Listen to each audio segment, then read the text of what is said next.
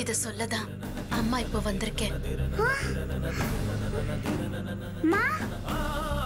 ஆமா, நீ பாடணும், நிறைய பாடணும்.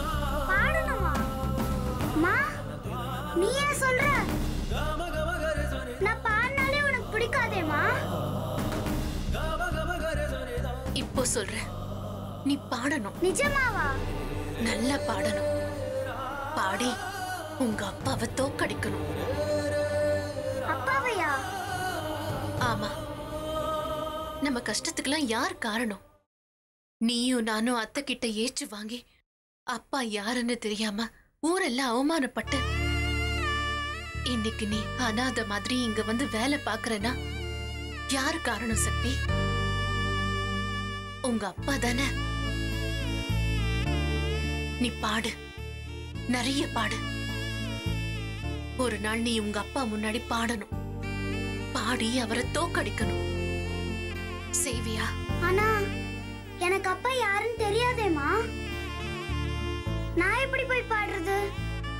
அப்பா யாருன்னு சொல்லுமா, எங்க இருக்காருன்னு சொல்லுமா, பேர் என்னன்னு சொல்லு. ஒரு நாள் நீயே அவரை பாப்ப. அவர் என் அப்பான்னு நீ சொல்ல வேண்டாம்.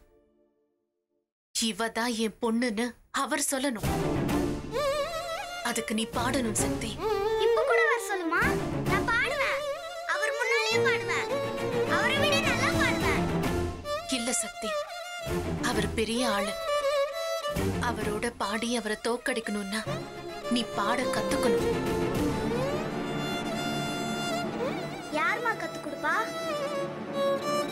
மனோகர் மாமாவா? உனக்கு பாட்டு சொல்லி தரக்கூடிய ஒருத்தர் உனக்கு கண்டிப்பா கிடைப்பாரு. நீ நல்ல பாட கத்துக்கிட்டு உன் அப்பாவை தோக்கடிக்கணும்.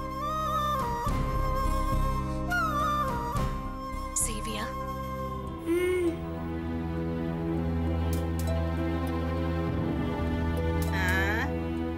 தினமும் இவளை எழுப்புறதே ஒரு வேலையா போச்சு.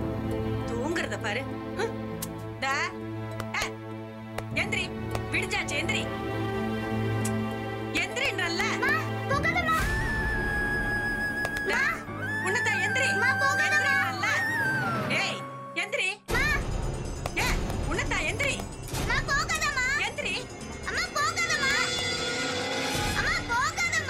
இவள எந்திரி.